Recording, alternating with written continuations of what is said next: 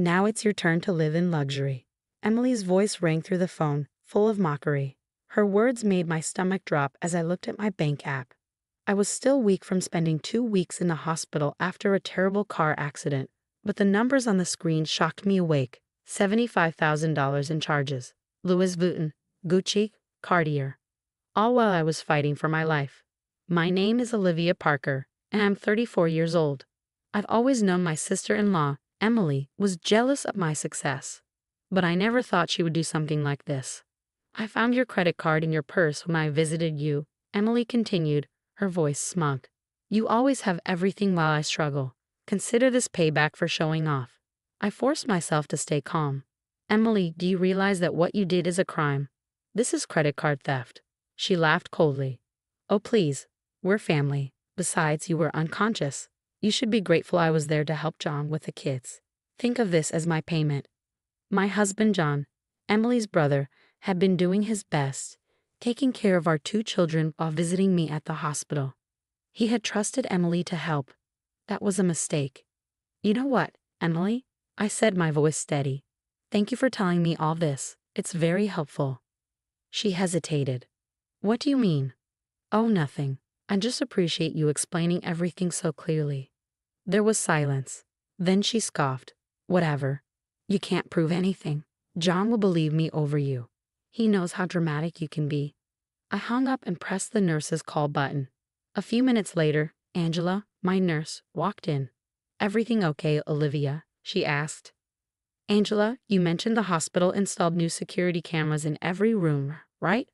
Ones that record everything, including sound." She nodded. "Yes, they were added last month. Do you need the security team to check something?" I smiled for the first time since waking up. "Yes, please, and can you call Officer Martinez? I need to report a theft." The next few hours were busy. Officer Martinez arrived, took my statement, and checked the security footage. The cameras had caught everything: Emily going through my purse, taking pictures of my credit card, and using it to make purchases. "Mrs. Parker," Officer Martinez said, flipping through his notes, "this is a clear case of credit card fraud. Would you like to press charges?" Before I could answer, John rushed into the room, his face full of worry. "Liv, what's going on? Emily just called me crying, saying you're lying about her." I pointed to the video on Officer Martinez's tablet. "Watch this, honey." John's face changed from confusion to horror as he saw his sister stealing from me. When the footage showed Emily laughing and taking selfies with my credit card, his hands shook.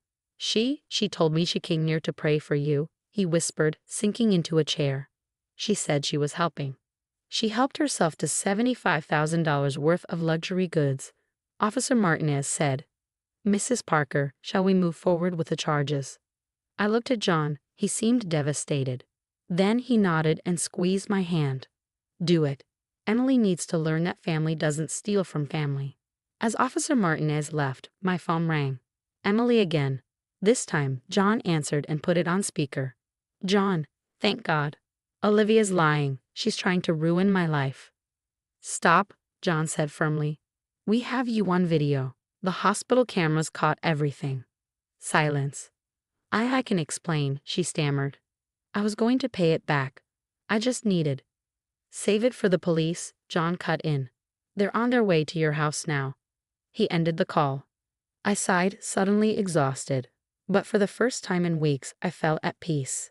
Emily had used my hospitalization as a chance to take what she thought she deserved. Instead, she had exposed herself. John squeezed my hand. "I'm so sorry. I shouldn't have trusted her." "It's not your fault," I whispered. "But she's about to learn that stealing from family has consequences. Karma always comes back around." The next few days in the hospital were busy.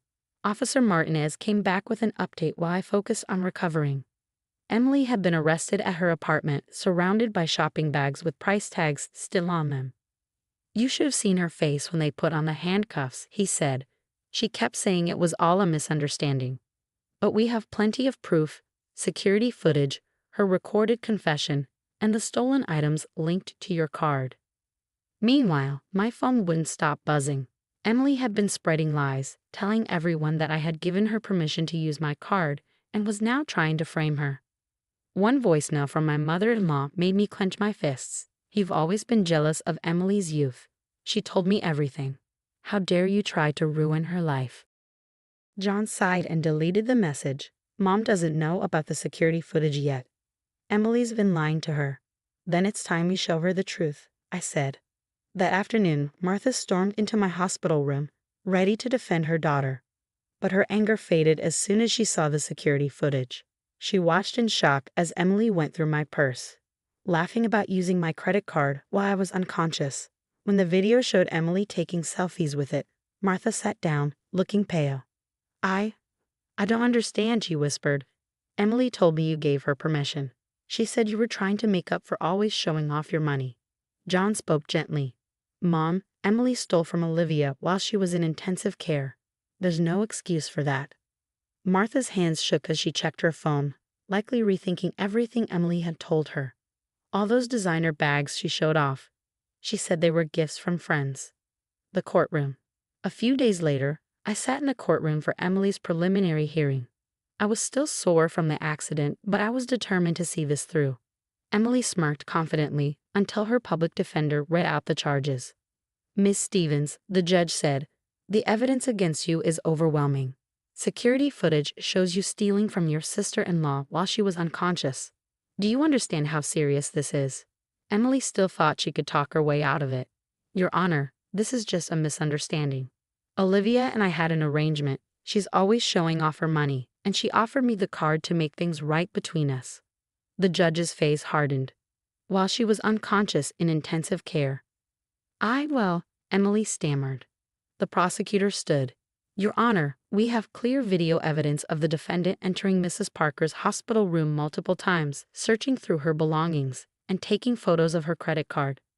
We also have a recorded phone call where she admits to the theft and mocks the victim's condition." For the first time, Emily looked scared.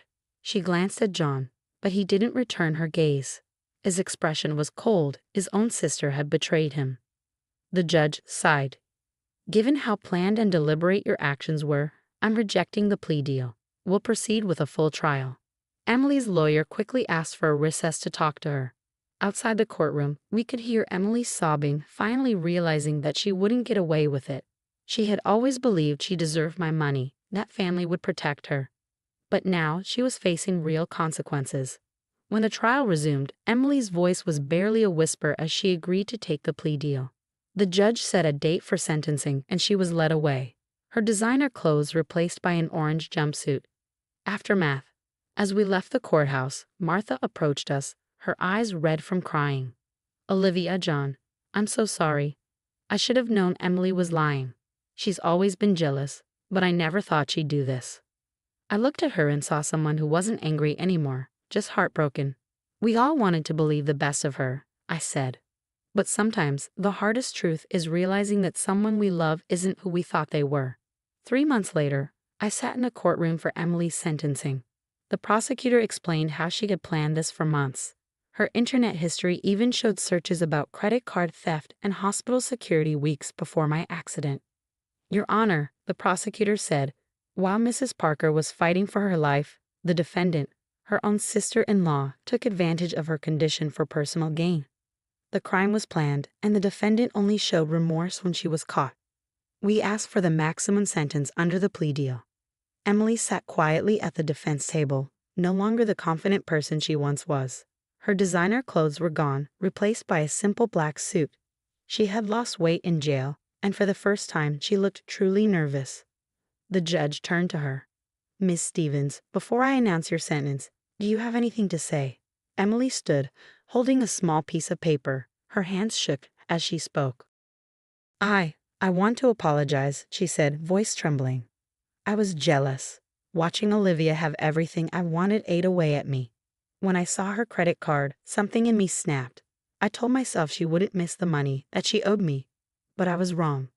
I studied her, wondering if she really meant it or if this was just another act." John squeezed my hand, his face unreadable. The judge remained firm.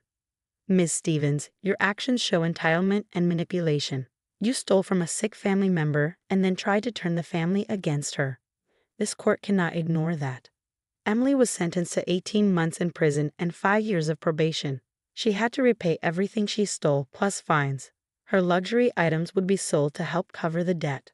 As the bailiff led her away, she looked back at us. The smugness was gone. Maybe she finally understood what she had lost. Moving forward. Outside the courthouse, Martha approached us. "I've been thinking a lot," she said. "I made excuses for Emily's jealousy for years. I should have seen this coming." I nodded. We all wanted to believe family mattered to her. John sighed. "The hardest part is knowing she planned this. She wasn't just taking advantage, she was waiting for an opportunity."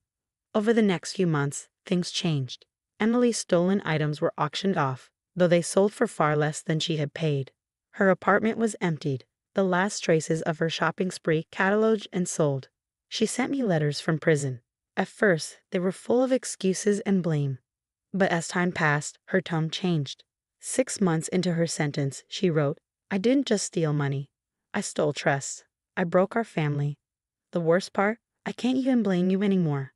This is all on me." John rarely spoke about Emily, though I knew he was seeing a counselor. Martha joined a support group for parents of incarcerated children, finally facing how she had enabled Emily's behavior. I made a full recovery from my accident, though it took longer for the emotional scars to heal. The hospital even updated their security rules, using my case as a lesson. A year after the sentencing, I got an unexpected call. It was Emily's prison counselor. "Emily is doing well in our program," she said. "She wants to make amends. Would you be open to a supervised conversation with her?" I thought about it for a long time before saying no. Some betrayals cut too deep for an apology. Emily hadn't just taken my money, she had shown me who she really was. That night, I told John, "I hope she finds peace. But I don't need to be part of that journey." He nodded, understanding completely. We had learned a painful lesson about trust and family.